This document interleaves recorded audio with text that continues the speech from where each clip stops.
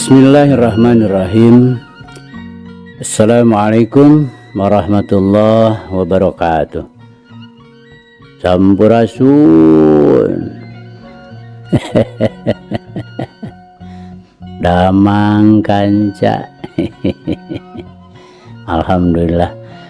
Alhamdulillah abadi naungi ieu sareng Kang Kevin masih tiasa nyarengan kanca kanggo ngalajengkeun dongeng anu maneh hanca tangtos nage anu katunda dina wengi kamari kanca.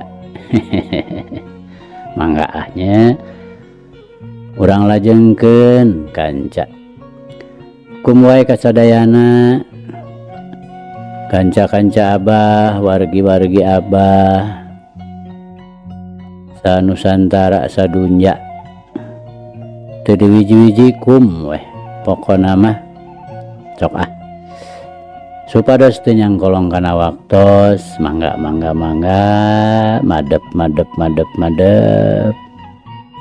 mangga nyangakeun kanca Siruyung Kawu biasana Bapak S. Sukandar.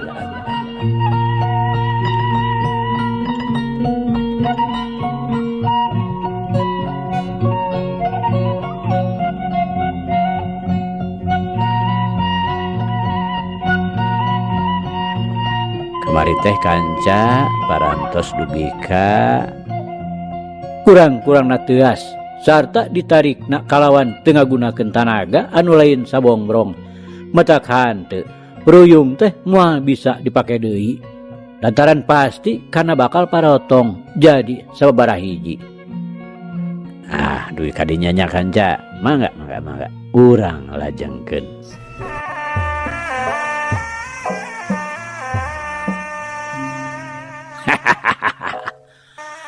Lain ilmu setan karena ya rasakeun ku sia dutungkusan ujung kulon deuleu surya nyorowok tapi ari badana mah teu tembong lantaran sabeuleu geunjeurna katutup ku bedogna dina gerakan lancah maung karena bingung sajeroning luluncatan teh uteukna mah terus muter pikeun neangan jalan kudu kumaha ngalawananana ieu gerakan bedog lawan anu sakitu aneh sarta hebatna piraku ari kudu jicir mah matak birang temen dikamanakeun beungeut ras manehna inget kana gerakan pecat nyawa biasa ayeuna digunakeun sapinuhna lantaran pikeun ngabela diri tapi lamun kudu bari jeung ngagunakeun ruyung manehna ngarasa sangsi pihasileunnana lantaran tacan dicoba ari rek digunakeun bari lemor manehna teu wani lantaran pasti leungeunna bakal rampal keuna ku seseukeut bedog nu jadi lawan.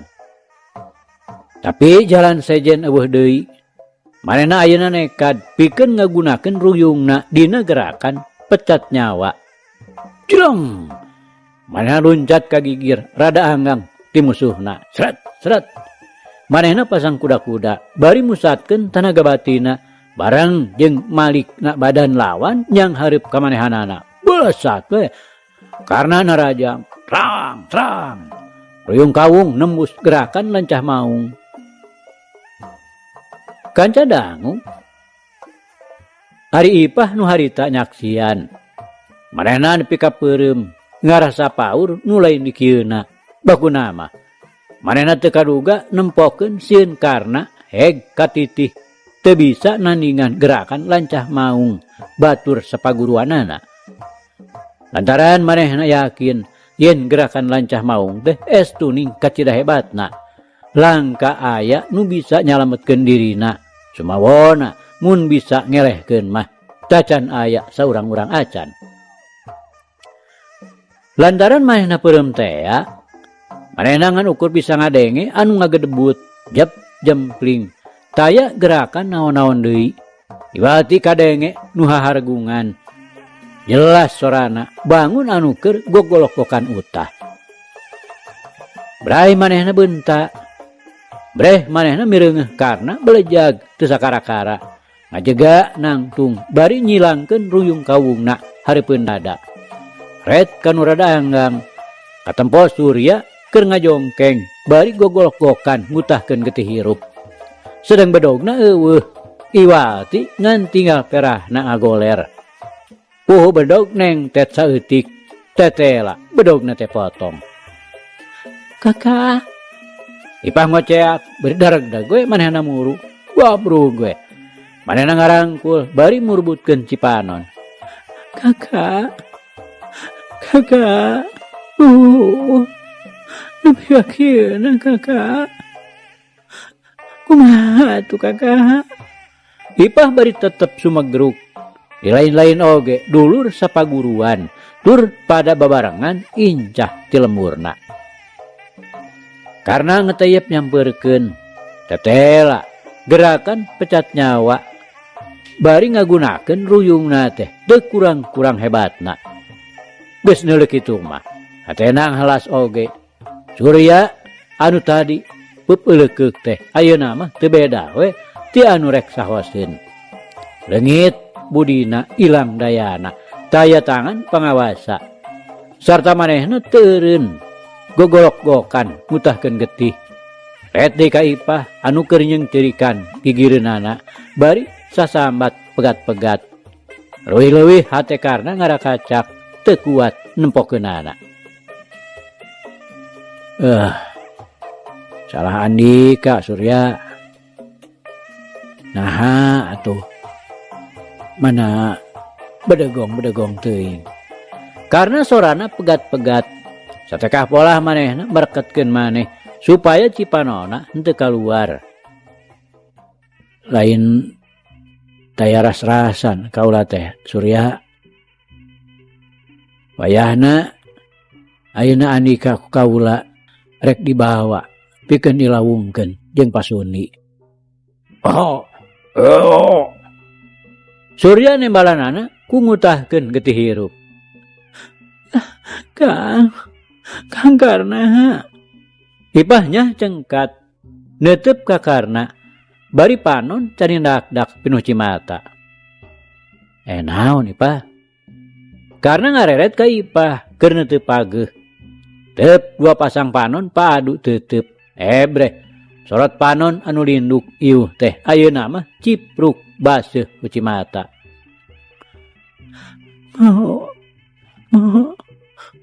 Oke. Sing hawatos we. Kang Surya tos sakitu buktosna. Pamugi we Kang karna teu kateterasan bendu. Ipah nyaritana dibarengan ku ceurik. Menta ka karna supaya Surya ulah nepi ka dibawa ka Pasuni lantaran kumanehna geus kajudi pasti dosana Surya bakal kaboker. Nya perkara kesalahan mah tangtu dihampura Ipah.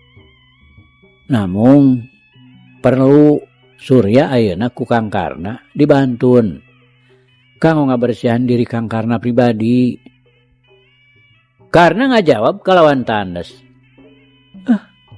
Oge sing hawatos we Kang Karna. Hawatos Kang Surya tos sakitu buktosna. Sareng mugi hawatos we ka Ipah. Ipah bari teureun-eureun nyurudutkeun Cipanonna.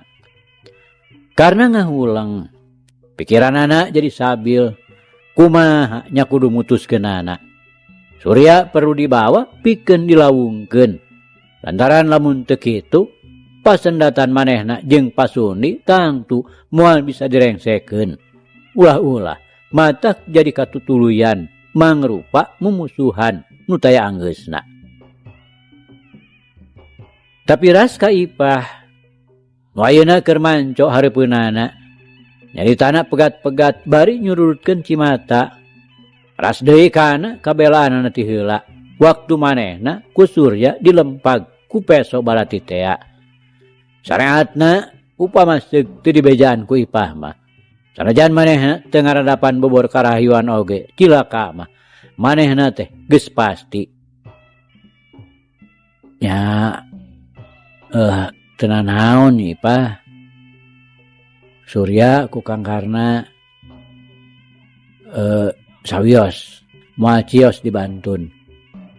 Karena akhirna mah mutuskeun sanajan kieu peta teh memang kacida beratna.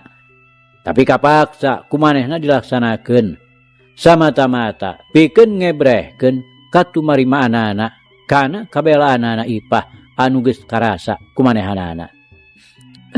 Kang Karna hatur nuhun Kang. Hatur nuhun Kang Karna. Ipah bari nubruk ngarabu dampal suku Karna. Teu kedah nganuhunkeun Ipah. Kang Karna sayaktosna nu sakedahna ngaturkeun nuhun ka Ipah. Budi Ipah sareng kabelaan Ipah ka Kang Karna. Bari paosna moal tutung ku diduruk, moal laas ku dikumah. Katampi dunya akhirat dia barikeun dina ati sanubari. Karena bari ngagentak nyekelan leungeun Ipah duanana dicengkatkeun. Kang Karna Ipah teu kebat piceurikeun beuki tamah nyelek. Sabot keur kitu Surya nu geus eureun ngutahkeun getihna jurung kunung we manehna nangtung. Teu tatapasini deui karawak we kana leungeun Ipah dari deug. Manehna maksakeun leumpang teu sirikna rumanggieung. Ipah dibetot supaya nuturkeun geus teu malire deui ka Karna. Malah teu ngaret-ret acan. Diingetkeun kadinya mah memang Surya teh lain jalma jore-jore. Lamun nu sejen mah nu tingkat elmuna masih keneh handap piraku make bisa menyat deui dihanca ku jurus si pecat nyawa. Tapi Surya mah make bisa leumpang deui sanajan bari jumaregjeg oge. Kang Karna wilujeng katun Kang. Ipah nyarita pegat-pegat beheungna murilit we ka tukang hebre beungeutna cipruk ku Cimata. Wilujeng angkat mugi kapayun tiasa ditepangkeun deui Ipah. Karena anteng neuteup satungtung katempo keneh mah manehna tetep we ngajanteng. Ipah atunya kitu keneh satungtung bisa keneh katempo mah manehna teu boleh ngalieukan ka tukang. Les jirim Ipah ngaleungit. Eukeur mah geus jauh katurug-turug kahalangan ku tatangkalan anu rajag saparat-parat jalan rondaan. Teu pupugu karena bet jadi asa ngalongkewang. Lembutanana kajewang ku nu geus miang. Tapi ngadadak keras inget ka Widarma anu waktu ditinggalkeun teh keur padungdung keneh jeung Pasundi. Teu panjang deui mikir. Ngagentak manehna malik, dorog gue lumpat satakerna. Ari breh teh ka tempat tadi. Nu patelah geus lekasan. Tapi jadi ngadadak loba jalma ting rariung. Kawasna bae urang lembur murudul nyampeurkeun ngadon misah nu keur padungdung. Tapi karena rada kaget oge. Lantaran katempona Widarma jeung Pasundi teh keur dariuk we ngareneng.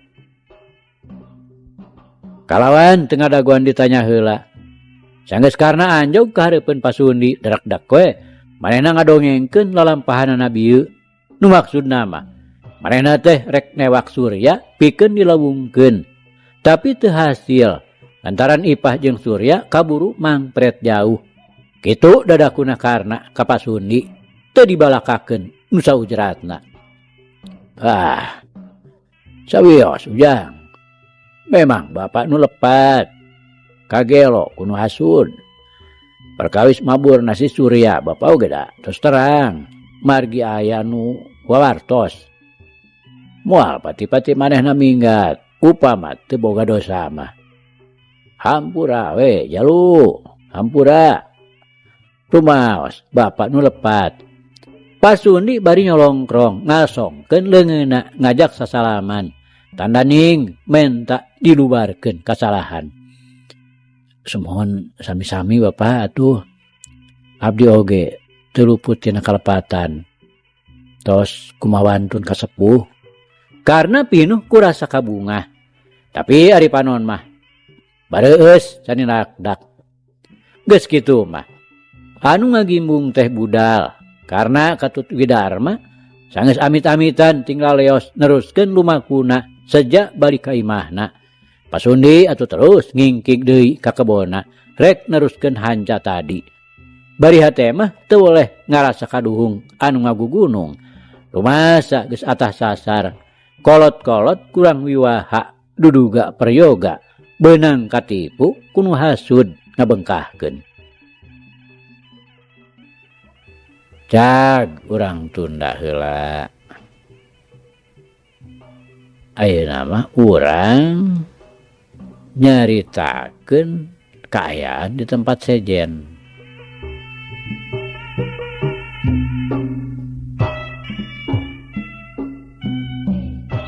Kanca dangu sadayana jajak meneko we sila rekep hareupeun pamurtala. Guguruna ayeuna mah geus tutup, ngalap pangabisana geus dianggap tamat. Ayeuna manehna keur diwurukan lantaran isukna jajak rek miang ninggalkeun kandang besi. Samemeh balik ka lemurna teh. Manehna rek kamiramare heula nepungan manor besar Arman, bisi aya talatahna. Lantaran jajak teh rek ka Garut. Jelasna mah rek ka Cicapar. Pikeun manggihan gumilar. Kitu kahayangna pamurtala nu geus dikedalkeun ka manehanana. Dah, kitu jalu. Areamu mah moal matak berat dibawa. Pamurtala neruskeun hanca carita nu tadi kungsi katuna diselang ku ngarenghap heula. Tapi nu berat teh ngamakeunana. Lantaran mun keur waktu tadi mah samemeh boga pangabisa. Hatena geus janji. Yen ilmu teh estu ningrek digunakeun dina jalan kahadean. Dina harti rek dipake nulung kanu butuh, dipake nalang kanu sangsara, atawa kanu keur katarajang Pancabaya. Tapi buktina teu kurang-kurang jalma anu jalir tina janggina. Elmuna teh kalah disimpangkeun. Lain dipake dina jalan kahadean. Tapi dipake ku magungan, ku dehulu asa ieu aing. Antukna digunakeun dina jalan maksiat sarta dipake angkeuhan pikeun ngajalankeun kadugalan. Teu kaup kasigeung, babari naker nempak dada. Boga hate dir. Ieu aing lalaki langit, lalanang jagat. Boga pangawasa nu ku batur mah teu dipiboga. Ku kituna omat. Hidup mah ulah nepi ka nyaliwangkeun tujuan. Ulah boga rasa takabur lantaran ku boga pangabisa. Ulah boga tekad supaya dipika gigis sarta dipika serap ku sasama. Dume angkeuhan boga pangabisa sarta pangawasa. Lantaran ari kangaranan manusia mah jalu taya nu unggul, nu pintar baris aya, nu minteran deui. Nu gagah pasti bakal aya nu ngaleuwihan kagagahanana. Anu unggul mah ngan sahiji nyaeta Gusti Allah Zat Maha Kawasa. Lantaran jalu nu penting mah urang teh lain kudu dipisieun ku sasama, tapi kudu diajenan ku balarea. Bisana urang nampak pangajen tinu sejen. Lain ku jalan urang nepak dada nembongkeun pangawasa. Lain kudu kitu. Tapi urang teh kudu bisa nembongkeun kapribadian anu luhur. Buktikeun wa amal perbuatan anu hade. Wedi asih kanu leutik. Nyaah eman kasasama sarta hormat tilawat kasaluhureun. Dah sakitu oge meureun cukup. Papatah bapa pikeun bekal hidup cumarita. Puguh hidup teh geus dewasa. Geus bisa nimbang-nimbang mana anu hade, mana anu goreng. Sarta omat pamerdih bapa ulah nepi ka kapopohokeun. Samemeh kalembur teh datangan heula jang di Cicapar Garut. Tapi hidup kudu nyamperkeun heula ka Miramare. Bisi jang mandor besar Arman rek talatah naon-naon. Reg pamurtala eureun nyaritana kodomang kana wadah ududeun. Katampi Bapak. Sadayana piwujang Bapak ku abdi bade diestokeun pisan. Ditampi ku asta kali. Disimpen dina embun-embunan. Hatur nuhun Bapak. Nyuhunkeun piduana we. Jaja ngawalona bari tetep sila mendeko. Tandaning ajrih kanu jadi guru. Wah, tang tuh ya lu. Ku Bapak hidup teh didoakeun sing cager, bager, sarta rahmat salamet. Sing lulus, banglus. Sarta sing babari neangan rejeki. Sakali deui abdi ngahaturkeun nuhun. Mung aya nu bade kapiunjuk Bapak. Wah, perkara naon gitu? Coba hampek. Wakcakeun we. Perkawis Mbah Jagur. Di sanes-sanes oge. Manehna teh tos ngabinasa Bapak Irpai. Nah kumaha itu maksud hidup teh. Bamurtala ngalelekan. Nya maksud mah hoyong malas nyeri we.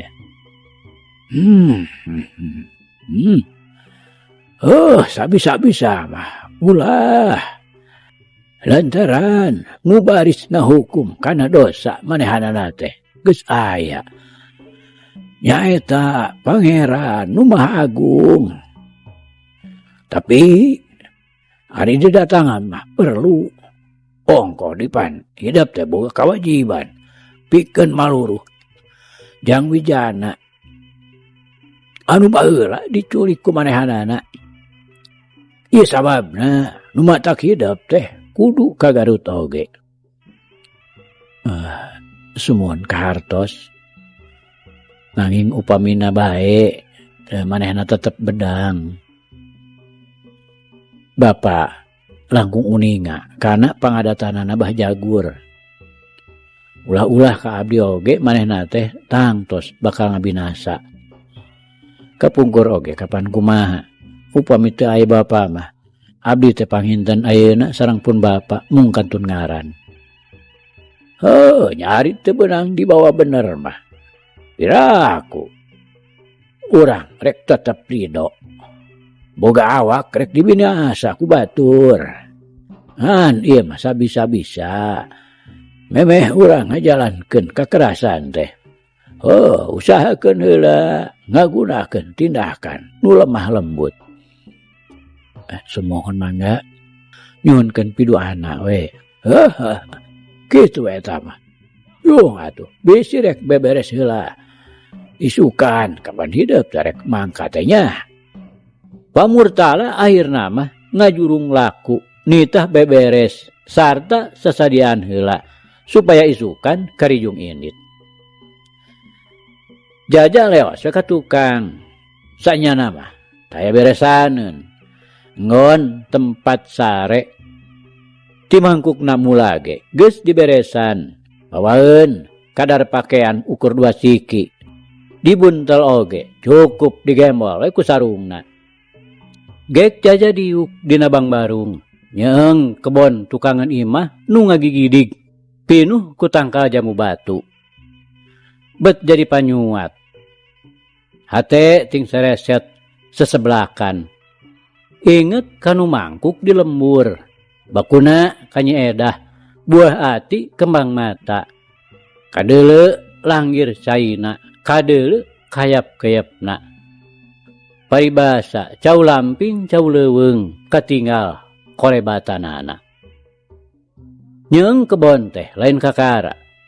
Buku kasawang saneng-nengna. Tapi teu saperti harita. Melingna kanu di lembur teh keuna ku babasaan. Ekek lembut pupuntiran ting seredet kana ati. Lantukna kembang godas buah bunder. Ngaderuk nyapi pikiran. Daun tuhur natangkalna matak tambah rusras hate. Lumeh eta meureun ayeuna mah rek balik. Tereh nyeung deui lembur matuh Banjar Karang pamidangan. Nu kitu pisan kaayanana teh taya bedana. Tukangan imah ngaladeg tangkal jamu batu. Handapeunana bersih lalening dasok disapukeun. Paranti manehanana jeung edah arulin paduduaan. Mageuhkeun katineung nyantelkeun hate nu memangna geus lengket masket. Tempo-tempo bari ting caletruk ngokosan jamu batu. Mun teu manehan nu ngala, edah teh kaengis pisan. Sok teterekelan milihan jamu nu geus asak. Tah dina mangsa keur kitu. Pikeun jajah mah teu wudu matak ngajarikeun nikmat nu taya babandinganana. Santeuna atuh puguh disuguhan ku dedeuleuan nu matak ngageterkeun jajantung. Isukan jajah rek miang. Pikeun mitembian ngagarap lalakon nu bakal datang. Nu masih keneh dilimpudan ku tanda tanya tatarucingan duka teh teuing. Can kateguh eusina, tacan karuhan buahna. Kumaha pijucungeun sarta pitamateunana. Manusa saurang oge taya nu nyaho. Dalah nu ngabadanana pisan. Hal ieu teh angin kholik nu uninga. Anu ngobah sarta ngusikeun manusa sakumna. Geus diatur dina kudrat iradat mantena. Tapi jajah ayeuna hiji jajaka nu ganti bulu robah sagalana. Lain jajah kurung batok ngurungkut mun makalangan. Tapi jajah nu geus ngajangelek mangrupa hiji jajaka nu teuneng ludeung taya kakeueung. Teuneng ludeung dina ngabela bebeneran. Tumut kapiwuruk guru. Pamurtala nu kongas di kandang besi nu geus hasil ngagemleng jajak. Jadi jajaka nu pinuh ku ilmu padet ku pangabisa. Jadi lalaki luar jerona. Nyeung mangsa nu bakal kasorang teh taya riuk-riuk bangun nguyung, taya ulat pugah susah. Lantaran maehna percaya sagemlengna yen hirup manusia teh aya nu ngatur. Teuing sababaraha halilana jajah ngalange ngabungbang areuy. Lir nu jarauh panineungan. Nyaho-nyaho geus reup-reupan. Panaon poe geus nyumput ka tukangan tungtung cai laut nu ngawiwingking. Lir nu mulubus ka dasar sagara. Jirimna geus ngaleungit, tapi cahayana masih kana tembong sumirat ka luhur langit, mangrupa layung anu ngagebur. Ting arudat mapaesan sisi-sisi mega. Teu beda we tinu dilakop ku emas sinangling. Isukna ngabarengan meletekna srangenge anu moncorong ti belah wetan. Jajah geus kencling indit ninggalkeun kandang besi. Dianteur ku panetep guru. Tetep nu ngandung kaheman sarta kanyaah nu taya sudana. Mun baheula kadeudeuhna ngan kasih wongkok alias pair pai. Ayeuna mah tumplek tamplok kajaja saurang murid tunggalna. Jaja lumakuna teu jongjon. Sajroning lempang teh manehna teu weleh ngaliekan we ka tukang. Hatena teu wudu ti belat, berat ninggalkeun. Mes-mes ret ka tukang, nyeung pamurtala nu masih keneh ngajengjen di tungtung lembur. Beki jauh ninggalkeun, beki ngaleutikan jirimna. Nu masih keneh sidik teh ngan buukna we nu ririaban panjang katebak angin.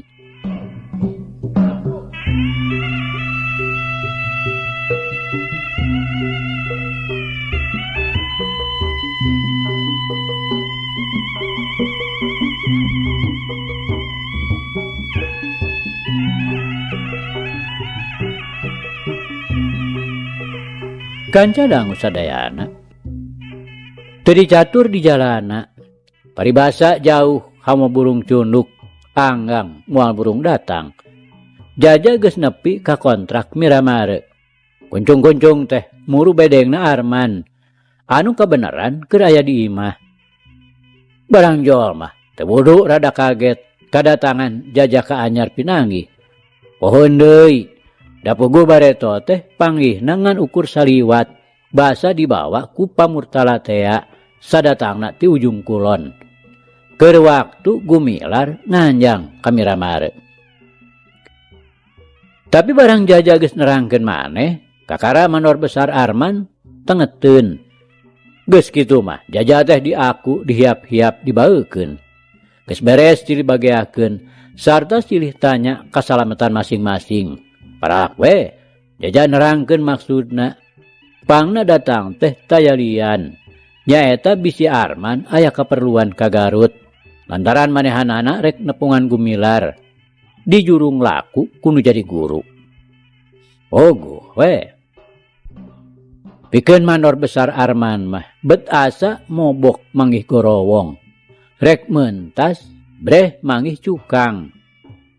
Memang harita teh keur mikir-mikir pikeun nginditkeun Ganjar nyaeta anakna sinamiang ka Garut supaya nuturkeun gumilar nu jadi uwana anu dipalar supaya guguru ilmu ngalap pangabisana boh ka gumilar atawa ka pamajid anu memangna geus jadi guru manehanana. Ngan menang 4 poe Jaja ayana di Miramare. Isukna beral deui we manehna miang bareng jeung Ganjar. Arman jeung Nyiningsih mah ngajajabkeun nepi ka Cigodeg. Ti dinya mah Jaja jeung Ganjar curug celak narumpang kana prahoto. Kabeneran teh anu langsung ka Garut. Wahon bogana pausahaan bangsa Jepang. Harita teh di momotan beas di Cigodeg. Mani aya 40 karungna keur babah liangcai di Cikajang. Datang ka Garut geus beuting. Eger mah initna ti Cigodeg oge beurang naker, katurug-turug di Cikajang nurunkeun beas heula salila-lila. Sajurutna tarurun ti Ciledug. Jaja jeung Ganjar jadi tinggal limbung teu puguh. Rek diteruskeun ka Cicapar, eger mah geus ka Cidapeutingna, turug-turug tacan nyaho pisan di mana Cicapar teh pernahna. Ari nanyakeun ka supir, cukup kunuduhkeun di wetan cenah. Kabeneran deket gedong Tuan Japan anu ngabogaan wahon tea.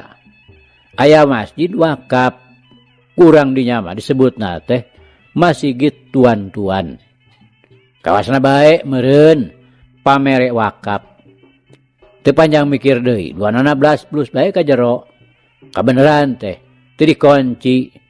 Nyaeta sok loba nu kapeutingan ngaredon salat di dinya. Jaja oge jeung Ganjar sanggeus salat Isya sakalian jeung jamak tahir magrib. Maranehna teu arincah di tidinya, duk bae ngagoler di beh sisi. Taksiran bawaning ku cape tas lumaku. Sanajan bener oge tutumpakan, tapi ari lungse mah teu burung. Teu kungsi lila, reup we sarare ti branaker. Lilir-lilir subuh digeuingkeun ku anu rek nakol bedug. Atuh tingkaro rejat harudang. Geret narimba di sumur gigireun, wudu sakalian mandi beberesih. Sanggeus babarengan milu amum salat subuh. Jaja jeung Ganjar terus we ngagardig ka pengkolan. mengkol kakatuhu ngambah jalan Cinese Forstad. Terus bae kebat maju ngetan. Lantaran cenah cek panuduhan teh kadinya jalana ka Cicapar teh. Engke mengkolna di Palebah Nangkapait. Lantaran ku tacan nyaho teh lebah-lebahna. Terus we lalempang ngagardig. Mimiti beray-berayan teh kira-kira maranehna geus narepi ka lemur nagrog. Ari nanyakeun ka urang dinya, cenah jauh keneh Cicapar teh. Malah Nangkapait oge masih keneh tangeh. Ngalibatan heula Cimurah, Wanaraja, Cihuni, akara Nangkapait. Ieu teh di Jojo anu pentingna sanyana mah memeh Cihuni teh masih aya keneh loba tempat-tempat anu kajalanan. Upamana bae babakan loa, Citangtu jeung sabangsana. Ngadengi keterangan kitu teh wudu Jaja jeung Ganjar cing haruleng. Atuh ari jauh-jauh kitu mah lain lampah-lampaheun badarat. Geus kitu mah rek we areureun heula sisi jalan rek megat delman atawa dokar anu rek nambangan ka Nangkapait. Halusna teh kabiruyungan ku milikna. Cacan sakumaha lila reureuhna anak kurunyung teh wahon rek narik areng ti Nangkapait.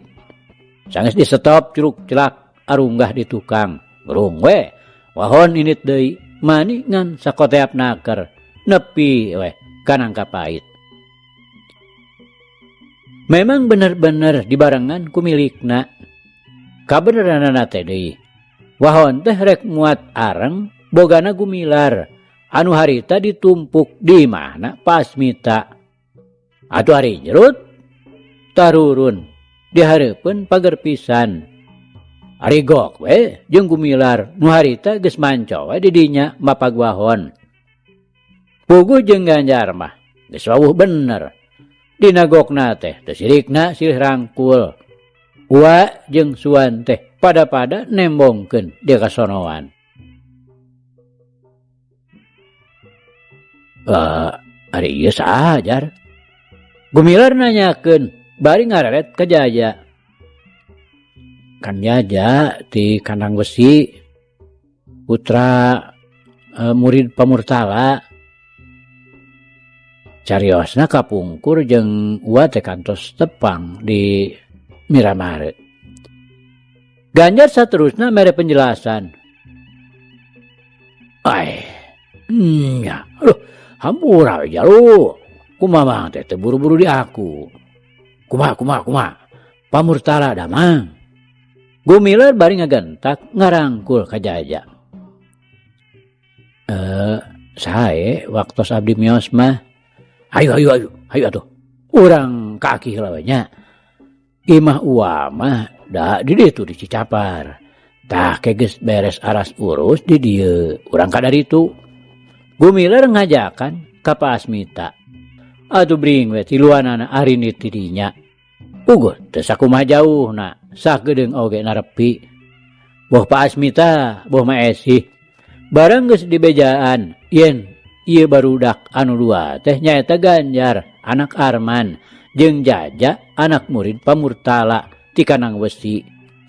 Gepyak umakuna teh dareh deh naker.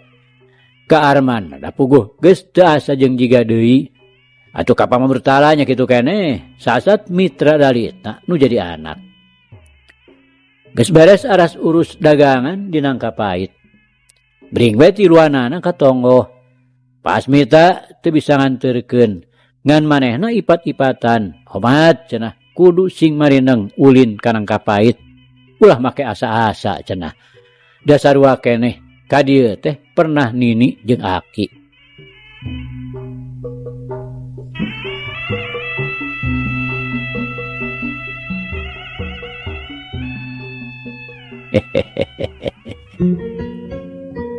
Aduh kanca. Cak. Ieu carita urang pungkas heula kancanya. Insyaallah enjing jaga nenggeto. Ieu hanca urang lajengkeun deui.